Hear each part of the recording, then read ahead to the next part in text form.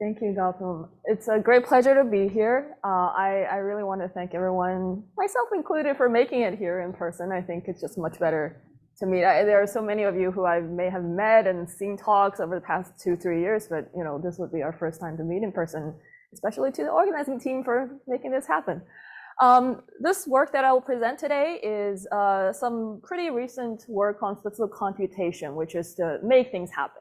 We want this to be useful. We want this to be widely applicable. At some point, I'll get to the cookbook question because that is something that's very close to my heart. This is joint work with 3 brilliant statisticians, all at Purdue University, Phyllis Ju, Jordan Allen, and Vinayak Rao. And in particular, hats off to Phyllis, who really did a lot of heavy lifting to make most of these computational implementations happen. So let me preface everything by motivating a little bit on a high level, which is that we are situating ourselves in this talk as a user of data that's been released. Now, we're thinking about these modern data curators, Census Bureau included, who are met with 2 goals at once. The first is, of course, they want to curate data, they want to collect data, and they want to make sure that everything is collected and released and disseminated with high quality. But at the same time, they're faced with a challenge to make sure that the confidentiality of their respondents, these are individuals, these are businesses, they're not breached, they are guaranteed with trustworthy mechanisms. The US Census Bureau is, of course, mandated by the US Constitution to enumerate its population size for apportionment for resource allocation every 10 years. But at the same time, there's the US Title 13 of the US Code that says that confidentiality of respondents must be protected. So the Census Bureau endorsed differential privacy as its disclosure avoidance standard for the 2020 decennial census. And I'm going to make a plug here. This is the Harvard Data Science Review special issue on the decennial census, the US decennial census and differential privacy. It was co-edited by Salil Vadan here, Eric Roshan, and myself. It has just been released. And one of the featured article in here is, in fact, the technical paper that was by the Census DAS technical team, led by John and his colleagues, on the design of the top-down algorithm. It is published. It has the entire issue also features a whole myriad of articles that talk about commons, analyses that were on this demonstration data sets, chronicles of how this entire journey that the Census Bureau took to get to today. So I do highly recommend everyone who is interested to check it out.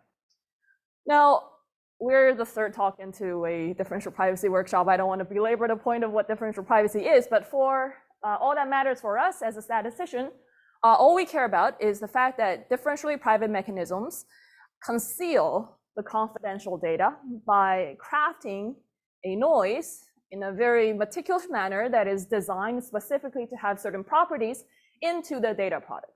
So that instead of seeing X, which is this unknown, unobservable, confidential database, I guess it is observable only to the Census Bureau and the internal staff members there, instead of releasing that, what is being released to the public and to the data users is S of DP, which is a random function that convolves both X, this confidential database, as well as R, which is that crafted noise. This could be Laplace, it could be Gaussian, it could be K-norm, it could be even exponential mechanisms and things that are non-additive. Now, Jeremy, thank you very much for laying the ground for a lot of this that I'm talking about. Now, that differential privacy, of course, has the primary advantage of being provable. This is the state-of-the-art sort of formal mathematical definition of what privacy is. If we have a mechanism, we could guarantee, we can verify it, we can know whether or not it satisfies the guarantee that it advertises. But for a statistician, what really matters to us is that differential privacy also comes with this blissful side product, which is transparency. By transparency is meant that the probabilistic specification of the differential privacy mechanism can be entirely known to everybody without sabotaging the privacy guarantee. And I have spent the past 2-3 years, every chance that I get to talk to people, I have been just advocating for just how important transparency it is. In a way, for a statistician, for someone who's actually doing a practical data analysis, it does not matter what kind of guarantee that you're doing to the data, as long as you tell me what you have done to the data. Then I can find a way to amend, to adjust, and to draw principled statistical inference from there. And the question, of course, is how do we do that? Right? This is not a trivial question at all, and it does involve thinking, computation, and hard statistical modeling and implementation. So I want to situate our perspective as a practical data analyst in this entire spectrum of differential private statistical methods. Now, we contrast sort of our viewpoint in terms of two binary choices over here. Now, the first choice is more of a statistical view of what is the inferential goal. The first option is that the confidential database X is the truth. It is the target that we wish to uncover. This could be important, for example, if all we care about is actually what is underneath. What is the population of this particular county, this particular census block? And because these numbers, these populations, even though privatized, are bases for resource allocation and so on and so forth, we want to be able to tell the value of X in a statistical way. The privacy loss, the privacy mechanism, which is known as ADA, is the only source of uncertainty. The second kind of situation, which is a situation where we're in, is what do we call it, perhaps superpopulation inference. This encompasses both parametric and non-parametric inference in statistics, which is that we imagine there is a model from where the confidential database is generated, and on top of which the privatized statistical product, the data product, is generated. So there are multiple sources of uncertainty. There is, of course, the privacy mechanism ADA. There is the uncertainty associated with the sampling, which is the model F, as well as any prior information or uncertainty that the data analyst might have about the entire situation. So we are in a second situation. We're considering the database as a sample. The second contrast, and this is borrowing, again, Jeremy and Sasha's terminology, because I think it really captures the essence of what is happening here, is that there's a difference between the design framework of differential private inference and the adjustment framework of differential private inference. In the design framework, and I think Adam's talk is really situated squarely within the design framework. And this is why I think, Adam, you made the declaration that we're essentially redoing all of statistical inference, is that we are thinking about, for every statistical task that we used to be able to do, how do we now do it in a private manner, and how do we do it most efficiently? There is a design of the privatized statistical product as well as the method to estimate it. So we have control over both of these things. And this is the framework that is really better suited for, let's say, the internal analyses by the official statistical agency or some corporation who wish to understand their consumer products, their consumer behavior from the data that they collect. This is a kind of internal facing kind of a perspective, and is well suited if the curator and the analyst are one party. There's no separation. We, on the other hand, are in the adjustment framework. We are the receivers of privatized data product. The Census Bureau might at some point, let's say, release the noisy measurements, and they will just be there, and a sociologist will come in and look at the data and want to fit a model on top of that. There is no say by the data analyst in how the data product was designed. But nevertheless, we are told how it was generated, what was the mechanism, and therefore we want to do principled inference on top of that. We are in the adjustment framework. Okay, so what is happening here is that we want to think about what is this adjustment. And here, and again, coming back to that cookbook question that was stirring up a lot of debate just now, instead of trying to do this for every possible statistical estimation task that we used to be able to do, we want the opposite. We want the holy grail that we're going after is to have a single general purpose, user-friendly mechanism that will do the adjustment for as long as we have the knowledge about the privacy mechanism on top of the model that we used to be able to posit for the non-privatized data. So imagine without privacy, 10 years ago, this is the life of a sociologist. We want to do inference about theta. We have two options to go. We can do likelihood inference, which in my view would encompass frequentist inference. Essentially, that is the model that we are going to capture one way or the other, which is defined by the sampling distribution of X, the confidential database, given theta. If we're a Bayesian, we furthermore put a prior on top, and the posterior that we're aiming at really is just proportional to the product of the two. So either the L theta of x or the P theta of x, those are my target. This is ultimately the distribution of function that I wish to capture. Now with privacy, something changed. We no longer get to see x. Instead of x, what we're seeing is a random version of that that is captured by S of dp. That is that random function that is defined as a convolution of x as well as some crafted noise. So instead of having x, we now have what is called the marginal likelihood. We now have a missing data situation. The x is missing, x of dp, which is a function, is observed. What we need to do if we want to do inference about theta is to integrate out x, the unknown confidential database. And the marginal likelihood, which is this, is really the core of our endeavors today. And the exact Bayesian posterior, exact here meaning that we are being faithful in capturing the sampling variability, the posterior, the prior uncertainty, as well as the privacy mechanism. And we're doing just exactly that. That Bayesian posterior is just going to be proportional again to the prior multiplied to the marginal likelihood. Now integrates over the confidential database, which is not easy because X is, as a database is usually going to be high dimensional. This, as simple as it looks, can be hard. Now, the whole point now is how do we migrate our analyses from calculating this to now calculating either the likelihood over here or the exact Bayesian posterior over there. Existing methods that are in the literature mostly fall into two camps.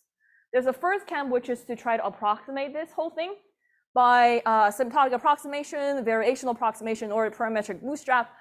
These approximations have the advantage that they can overcome the fact that there are these high-dimensional integrations that are happening.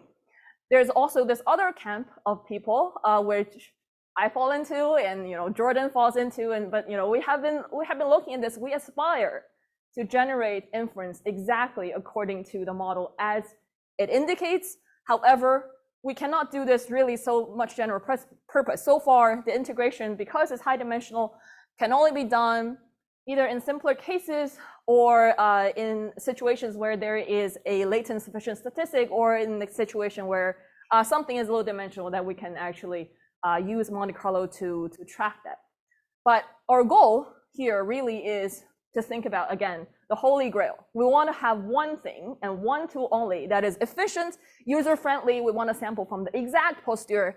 We want to be able to do this for general choices of the data mechanism F, the prior P, as well as any specified transparent privacy mechanism eta. Okay, so this is what we want to do. We essentially listed our goal as, there are 4 points, and these words, although they all sound great, they actually mean different things specifically, and I'll get to exactly what they mean as we go to talk about what is today, which is a first step towards getting to that. Okay, so now the first problem we encounter, again, in calculating and tracking that marginal likelihood and consequently that exact Bayesian posterior, is a problem of dimensionality. Now imagine the database that we're trying to integrate over, right? If every person has D features and we have N of them, and this whole thing is going to be X to the power of ND dimensions, which is kind of insane, right? So if we don't want to do this altogether, what do we do? Now, the one way to do this in Bayesian computation, one simple way to try to break down a larger, higher dimensional problem into smaller piecemeal is to use Gibbs sampling. We're doing a data augmentation here. We're imagining that the missing complete data, the complete database, which is high dimensional, is a latent database on which we are trying to also draw inference. And in doing so, we could, in fact, try to let the model, a Gibbs sampler that samples every individual element of the data conditional on the steps given before, where the theta is the parameter of interest, S of dp is given, and x minus I is the all but the ith entry of the database. We can do this, and the Gibbs sampler works, and this is kind of a schematic representation of a two-dimensional Gibbs sampler. It kind of at least moves around a little bit so that the high dimensionality can be captured by n iterations, in fact, to obtain an update for x for 1. This is the first step, but we still have a problem here, which is that even if we can do this and break the dimensionality curse, it is not general at all, because what this is trying to do, right? If you look at step number 3, this whole thing really requires that we know the conditional distribution of the confidential database given theta as well as SFTP. If you work out what this is going to be essentially integral that convolves both the model for the data, which is specified by the data analyst, as well as eta, which is the privacy mechanism was chosen by the curator. Those two things are not guaranteed to come together because they're specified by separate parties. And we don't want to ask any data analyst to have to redo this again. That would be the really, redoing every statistical estimation task. We want to do this to encompass any arbitrary specifications of F and eta. So we thought of this solution, which is to, instead of drawing from that sort of conditional posterior of the X given theta and S of dp, let's draw from the model that the analyst is most familiar with. This is just F. This is the model that the analyst posited for the confidential data. This is something that existed even before privacy came into the scene. This is just the model that the analyst has. Now, of course, this is different from X of given theta and S of dp. And the difference is made up in the skip sampler by a Metropolis step that corrects for the fact that we're drawing from a slightly different proposal distribution. Now, the miraculous part about this is that if you look at the acceptance probability shape of that, there's a minimum between a ratio and 1. And that blue ratio really is the privacy guarantee if this is the epsilon differentially private mechanism. So what we are really doing here is that to say that for every step where we are iterating this data augmented Gibbs sampler with the Metropolis correction, this correction step has a lower bound of an acceptance probability, where this lower bound is theoretically guaranteed to be at exponential negative epsilon if S of dp is epsilon differentially private. What does this mean is that if epsilon is lower and closer to 0, the acceptance probability is theoretically guaranteed to be higher. When epsilon is closer and closer get to 0, this alpha is going to get closer and closer to 1. And therefore, we're not really losing much by drawing X from the supposedly wrong thing over here and then correcting for it. Now, it seems counterintuitive, but this really gets, again, to what Jeremy was describing earlier, that we seem to be finding this third dimension of a trade-off here that is not just the statistical usability and the differential privacy, but rather there's this third dimension of computational ease or computational efficiency. And what we're seeing here is that if there's more privacy, there actually is more computational efficiency because the acceptance rate is guaranteed to be not very low. And I have to warn you though that this whole thing is a little tricky. And when we say this, it seems like it's a great thing, but what does it really mean is to say that when we privatize a confidential database so much to the point that we're using such a small epsilon that this acceptance rate is so great, the whole Gibbs sampler is going to run so smoothly, we're going to actually not getting a lot of information coming from S of dp either, because we're getting closer and closer to drawing from the prior. Drawing from the prior is going to be easy. Nobody is going to question that. And this is really the interpolation that we're seeing, that we're kind of drawing something that is in between the posterior that is going to be entirely informative and the prior, and getting to the prior typically makes things easier. And that is, on an abstract level, this is what privacy is pushing the sampler to do. Okay, so let me describe the assumptions, the requirements, and sort of the runtime and efficiency of what we have proposed here. Now, the proposed sampler would have to require the following things. I did say that it's going to be in general, but these are the fine prints that we need to live with. The first assumption is that we rely on the fact that the analyst knows how to draw posterior inference if there were no privacy protection. We are assuming that there is a Markov kernel that is available that targets the actual non-private posterior. And this is, we're taking this as a granted thing because we're saying you have to know, it's not privacy's problem. You kind of have to know how to solve your problem, even privacy was not in the situation. So we have that. In fact, that theta given x is going to come into play in the algorithm. Now, furthermore, if we also have the assumption that what we're calling record additivity, then I'm going to explain that in a second. But the conclusion here is that we do have record additivity. The Gibbs sampler is going to require n numbers of iterations to update the full latent database according to the supposed conditional posterior of x given theta and s of dp.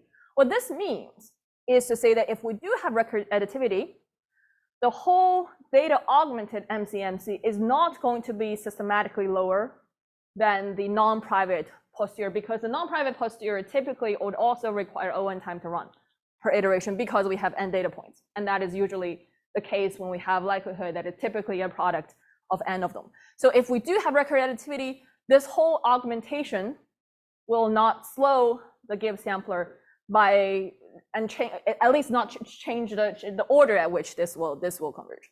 And record additivity, let me explain what that is. This really is just a requirement such that individual data points convolve with the privatized data product in a way that could be linearized, so that there is just an individual entry ti here that associates each individual xi with s of dp. This looks kind of restrictive, but actually it's not as restrictive because it definitely applies to all additive mechanisms. Everything you can imagine, adding noise, adding Laplace, adding Gaussian, you have that. This also applies, we have exponential mechanisms and things that have a objective function that we do the empirical risk minimization subject to privacy. So this really does apply at least to these popular mechanisms that are in use in practice. So these are not terribly restrictive as requirements. I suppose I'm running out of time. And I just want to say this whole thing is, we do have to make assumptions of, the prior being proper and sort of the model is such that it's going to be, it has positive measure everywhere. And subject to these assumptions, the posterior targets, what it's supposed to target, is shown to be ergodic. And I want to just show you one example, and I want to kind of go back to that result that I showed, which was to say that the Gibbs sampler, at every time when we had the Metropolis correction, the acceptance rate is lower bounded. Now, if you look at that, how that result came about, it utilized nothing except the fact that the privacy guarantee associated with S of dp is epsilon differentially private. There's nothing that utilizes the actual mechanism that was attached to that, which is to say that that bound is in fact quite loose and conservative in practice. So, this is just an application where we did this for a naive Bayes classifier, where we had, just different classes of samples, and they have different classes that have different features, and we wanted to just make inference. And this is the marginal posterior comparison for the 5 classes of marginal probabilities, P1 through P5, which are supposed to add up to 1. And, the prior is that everything is concentrated at 0.2. And the 5 handles basically show you that when epsilon is at 0.1, 0.3, 1, 3, and 10. So this is from most stringent privacy protection to most loose and generous privacy loss budget allocation, that the posterior seems to be, when we have very small epsilon, the posterior seems to be hovering just around where the prior is, because there is little information coming from the data. And as the privacy loss budget gets larger and larger, the posterior goes where it's supposed to go. It goes to and listens to the data a little bit more because the privacy noise will not tarnish the quality of inference as much. And we have, credible interval coverages. And I'm gonna, I have been talking about Bayesian posteriors. This is me putting on my Bayesian hat and say that distributional estimates are superior because you get everything you want. You can calculate functions, you can get intervals, you can get quantiles. You don't have to really just be, stuck with the confidence interval. So when you can, draw out the posterior and store the samples, you can use them to calculate, intervals as you want. Anyway, this is what I want to show you as the last point, which is that we have drawn here for you the black line, which are the theoretical lower bound for the probably for the acceptance rates that were derived using the fact that the privatized statistic were 0.1, 0.3, 1, 3, and 10 differentially private. They are way lower than what we have been seeing empirically, where the clouds, the blue ones, are the average acceptance rates. When we run 100 different chains, and they're just over there. And even if we look at the minimum acceptance rates for each chain, they are still higher than the theoretical bound that we obtained. So in reality, these bounds are really quite loose. In reality, the acceptance rates are better. My conjecture is that the difference between the orange clouds and the black line really is a reflection of how efficient the privacy budget allocation is for this particular mechanism. In that if there is a more efficient allocation, we're supposed to see that the gap shrinks. I don't have proof for this, but this is kind of an intuition that is derived from seeing all of these implementations. So there's definitely room for improvement for getting that bound to work. And I have to also say that I think the one thing that we're looking into is really to extend. This is such a nice and beautiful result, but it's really limited to the pure different privacy case. When we have approximate privacy, how to actually get that to work is a harder question because you have that extra term in there, and that is something that actually messes up the guarantee because the acceptance rate is in a pure ratio form. All right, so just to summarize, we have made our step towards getting towards our holy grail goal, which is to make it an exact sampler for the correct posterior. It's general enough because there is no requirement for what f and eta are. They are not necessarily conjugated. They are just specified by the user. This is user-friendly in the sense that the mechanism is independent. So this mechanism is independent. There is no further tuning parameter that the data analyst would have to set. Unlike other kind of Monte Carlo where we have to have a proposal and so on and so forth. This is pretty kind of off the shelf right now. This is not to say that the work is done. There are situations where we understand that this mechanism, this whole Gibbs sampler does not work as well, in particular when the X and the theta were, in the non-private case, they have better alignment, they have high correlation, but when we have the privatized version, that correlation got broken. So that is actually a situation where this one still has a lot of stickiness. Even the Gibbs sampler is not able to move very efficiently when we have that kind of situation. But that is what we're still working on right now. One takeaway here, which is again going to the what Jeremy was saying at the beginning of today, which is that there seems to be that third dimension here that we have to also take into account, which is that privacy, as much as it is in trade-off with statistical utility, it seems to be aligned with computational feasibility. And in a way, what higher privacy, lower privacy loss budget can translate into for us is better computational feasibility. And in a way, this is kind of a silver lining if that is really the situation we're in. All right, I'll leave you with this. Thank you very much. Happy to take questions and discuss.